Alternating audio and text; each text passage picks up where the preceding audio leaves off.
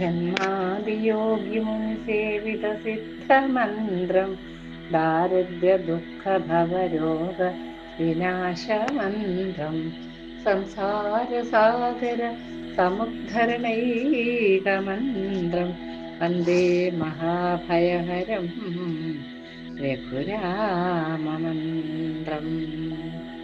രാമഫലത്തിന്റെ കരുണരസം ആസ്വദിക്കാൻ ശ്രമിക്കുന്നവർ അതിന്റെ കേന്ദ്രബിന്ദുവായ വിവരണങ്ങളിൽ ദത്തശ്രദ്ധരായിരിക്കണം എന്ന് പറയുന്നത്.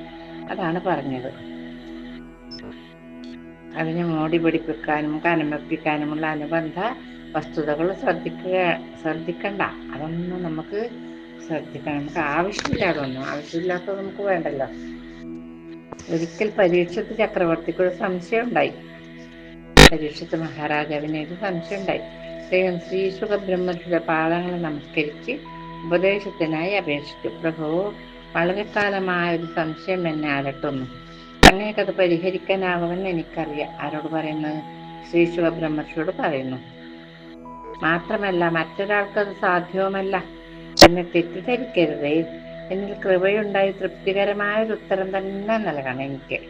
എൻ്റെ പൂർവ്വപിതാക്കന്മാരുടെ ആദ്യ പിതാവായ മനു മുതൽ എൻ്റെ മുത്തച്ഛനും അച്ഛനും വരെയുള്ളവരുടെ ജീവചരിത്രം ഞാൻ കേട്ടിട്ടുണ്ട്. ഞാൻ സൂക്ഷ്മമായി അവ പഠിച്ചിട്ടുമുണ്ട്.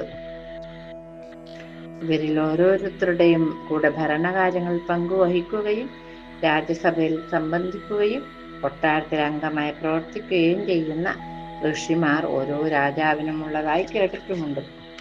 എല്ലാ രാജാക്കന്മാർക്കും കുലഗുരു എന്ന് പറഞ്ഞിട്ടൊരു മഹർഷി ഉണ്ടാവുമല്ലോ. ലൗകികമായ എല്ലാ ബന്ധങ്ങളും ആഗ്രഹങ്ങളും പരിത്യജിച്ചവരാണവർ എന്നും എനിക്കറിയാം. ലോകമൊരു നിഴലും ജാലവും ആണെന്ന് മനസ്സിലാക്കി ബ്രഹ്മം മാത്രമാണ് സത്യമെന്നറിഞ്ഞ ജ്ഞാനികൾ വേണ്ടപ്പോൾ രാജാവിന് ഉപദേശങ്ങൾ നൽകി കൊട്ടാരത്തിലെ ഒരു കീഴ് ജീവനക്കാരന്റെ ഭാവം അഭിനയിച്ചുകൊണ്ടാണ് അവർ കഴിയുന്നത് എന്ന് പറയുന്നു. ആരെ? മഹാജ്ഞാനികളായ ബ്രാഹ്മണന്മാര്. വിസ്മയകരമായ ഈ ബന്ധത്തിന്റെ സൂക്ഷ്മമായ അർത്ഥം എന്താണ്? മതിയായതും ശരിയല്ലാത്തതുമായ ഒരു പ്രവർത്തനത്തിനും ഈ ജ്ഞാനികൾ മുതിരുകയില്ലെന്നും എനിക്കറിയാം. അവരുടെ പെരുമാറ്റം എപ്പോഴും പരിശുദ്ധവും നിർമ്മലവുമായിരിക്കും. അത് കലർപ്പുണ്ടാവില്ല. പക്ഷേ ഇതെന്റെ സംശയം വർദ്ധിപ്പിക്കുന്നു. സദയം സംശയം നിർത്തി വരുത്തി തന്നാലും ബ്രഹ്മർഷിയെന്ന് ചോദിച്ചു. ചോദ്യം കേട്ട് ശ്രീശുഖൻ ചിരിച്ചുകൊണ്ട് അദ്ദേഹം പറഞ്ഞു, താങ്കളുടെ ചോദ്യം വളരെ വിശേഷമായിരിക്കും. സംശയമില്ല. ശ്രദ്ധിക്കൂ. മഹർഷിമാരും പുണ്യാത്മാക്കളായ ജ്ഞാനികളും അവർ മനസ്സിലാക്കിയ സത്യം, പുണ്യകരമായ അനുഭവങ്ങൾ, അവർ ചെയ്ത മഹത്തായ പ്രവൃത്തികൾ, അവർക്ക് ലഭിച്ച ഈശ്വര കാരുണ്യം എന്നിവ സഹജീവികളുമായി പങ്കുവെക്കാൻ വളരെ താല്പര്യമുള്ളവരാണ്. അല്ലാതെ നല്ല നല്ല കാര്യങ്ങൾ മൂടിവെക്കൂല. അവരത് മറ്റുള്ളവർക്കും പകർന്നു കൊടുക്കും. ശാന്തിയും ക്ഷേമവും സ്ഥാപിക്കുന്നതിനായി അവർ ഭരണകർത്താക്കളെ ഭരണവിദഗ്ധരെ സമീപിക്കുന്നു. അവരെ ഉപകരണമാക്കുന്നു. ഇതിന് കാര്യങ്ങൾ നേടാൻ വേണ്ടി ആ ഋഷികൾ രാജാക്കന്മാരുടെ മനസ്സിൽ ഉന്നതമായ മാതൃകകൾ ജനിപ്പിക്കുന്നു. അവയെ നടപ്പിലാക്കാനുള്ള പരിശുദ്ധ മാർഗങ്ങൾ നിർദ്ദേശിക്കുന്നു. അതുമാത്രമല്ല, സൽക്കർമ്മങ്ങൾ ചെയ്യാൻ അവരെ പ്രോത്സാഹിപ്പിക്കുകയും ചെയ്യും. രാജാക്കന്മാർ ഋഷികളെ ആശ്രമത്തിൽ നിന്ന് കൊട്ടാരത്തിലേക്ക് സ്വീകരിക്കുന്നു. എന്തിന്? ഇവർക്ക് ഈ ജ്ഞാനം ഉപദേശിച്ചു കൊടുക്കാൻ വേണ്ടിയിട്ട്.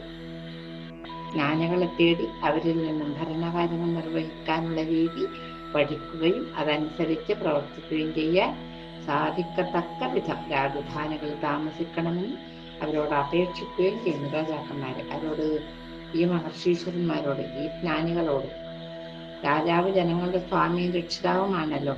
അതുകൊണ്ട് ഋഷിമാർ തങ്ങളുടെ ഹൃദയാഭിലാഷമായ ലോകാസമസ്താ സുഖിനോ ഭവന്തു എന്ന തത്വം രാജാവിൽ കൂടി നടപ്പിലാക്കാൻ അവരുമായി ഒന്നിച്ച് ജീവിക്കുന്നു. സമസ്ത ലോകത്തിൽ ജീവിക്കുന്ന സമസ്ത ജീവികളും സുഖമായിരിക്കട്ടെ എന്നാണ് പറയുന്നത്. ലോകത്തിന് മുഴുവനും സുഖം ഭവിക്കട്ടെ. ലോകത്തിൽ ശാന്തിയും സുഖവും പ്രചരിച്ചു കാണുന്ന ആഗ്രഹമുള്ളവരാണല്ലോ അവർക്കതേ വേണ്ടു. അവർക്ക് മറ്റുള്ള തല്ലണ്ട, കൊല്ലണ്ട, പൈസ ഉണ്ടാക്കണ്ട, ഒന്നും വേണ്ട. അതുകൊണ്ട് രാജാക്കന്മാരെ സർവ്വഗുണ സമ്പന്നരാക്കാൻ അവർ യത്നിച്ചു. അച്ചടക്കത്തിന്റെ എല്ലാ ധാർമ്മിക നിയമങ്ങളും പഠിപ്പിച്ചു. എല്ലാ ജ്ഞാനശാഖകളും അഭ്യസിപ്പിച്ചു. ഇതെല്ലാം പ്രാപ്തിയോടും വിവേകത്തോടും തങ്ങൾക്കും പ്രജകൾക്കും എന്നും ഉണ്ടാകത്തക്ക വിധം രാജ്യം ഭരിക്കണമെന്ന ഉദ്ദേശം രാജാക്കന്മാർക്ക് ഉണ്ടാവുകയും ചെയ്തിരുന്നു. പണ്ടത്തെ രാജാക്കന്മാര് അങ്ങനെയാണ്. മറ്റ് കാരണങ്ങളും ഉണ്ട്, കേൾക്കൂ. മനുഷ്യ സമുദായത്തിന് ആനന്ദം പകരാനും അതുപോലെ തന്നെ മാനവിക ധർമ്മങ്ങളുടെ ശാസിതവും സൂര്യവംശത്തിന്റെ നേതാവും അനശ്വരാനന്ദത്തിൽ വസിക്കുന്നവനുമായ ഈശ്വരൻ അവതരിക്കുമെന്ന് മുൻകൂട്ടി കണ്ടറിയാൻ കഴിവുള്ള ഋഷികള്, അതാണ് ഭൂതം ഭാവി വർത്തമാനം ഭാവി ഒക്കെ ത്രികാല സ്നാനികൾ എന്ന് പറയുവരാ.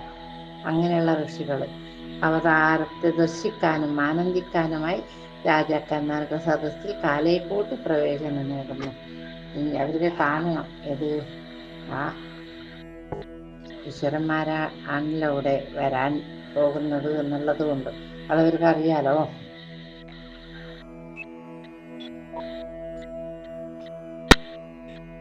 വൈകിയാൽ അവതാരവുമായി ബന്ധപ്പെടുന്ന സൗകര്യം ലഭിച്ചില്ലെങ്കിലോ എന്ന ഭയമാണ് അവർക്ക്. അതുകൊണ്ടാണ് നേരത്തെ കാലത്തേ വന്നുകൂടുന്നത് കൊട്ടാരത്തിൽ. അതിനാൽ അവർ തലസ്ഥാനങ്ങളിൽ ജനതാ മധ്യത്തിൽ അവതാരത്തിന്റെ ആഗമനവും പ്രതീക്ഷിച്ച് സ്ഥിരവാസം തുടങ്ങി. ആര്? ഈ ജ്ഞാനികളായ മഹർഷീശ്വരന്മാര്. ഈ മഹനീയ പരമ്പരയിൽപ്പെട്ടവരാണ് വസിഷ്ഠൻ, വിശ്വാമിത്രൻ, അതുപോലെ ഗർഗൻ, അതുപോലെ അഗസ്ത്യൻ തുടങ്ങിയ മഹർഷീശ്വരന്മാര്. അവർക്കൊന്നും എന്താണ് അവർക്ക് നേടേണ്ടത്? ഒന്നും നേടണ്ട. അവർ ത്യാഗത്തിൽ മഹാരാജാക്കന്മാരായിരുന്നു. ത്യാഗം കൊണ്ടവര് രാജാവിന് തുല്യായിരുന്നു, നിത്യതൃപ്തരുമായിരുന്നു. അവർ തന്നെത്താനേ സന്തോഷിക്കുന്നു ആത്മാരാമന്മാരായിരുന്നു അർത്ഥം. അക്കാലത്ത് ചക്രവർത്തിമാരുടെ ആസ്ഥാന മണ്ഡപങ്ങളിൽ അവർ രക്ഷപ്പെട്ടു. വാദപ്രതിവാദത്തിനല്ല, പാണ്ഡിത്യം പ്രകടിപ്പിക്കാനുമല്ല അവർ വരുന്നത്. താർക്കികന്മാർക്കും അതിഥികൾക്കും സംഭാവന ചെയ്യാറുള്ള വിലപ്പെട്ട സമ്മാനങ്ങൾ കൈപ്പറ്റാനുമല്ല. അവരെന്തിനാ വരുന്നത്? സ്ഥാനമാനങ്ങൾ സ്വീകരിക്കാനുമല്ല, മറിച്ച് അവർ വിഭുവിന്റെ ദർശനത്തിനും അവിടെ വരാനിരിക്കുന്ന ആ ഭഗവാന്റെ ഭഗവാനെന്ന് കാണാൻ ധർമ്മത്തിന്റെ ആവശ്യകത ഉയർത്തിപ്പിടിക്കുന്നത് മാത്രമാണ് അവര് വരുന്നത്. അവരങ്ങനെ ജീവിതം നയിച്ചു. അന്നത്തെ രാജാക്കന്മാരും ദൈവീക ചിന്തയിൽ ആമക്കുന്നവരായിരുന്നു.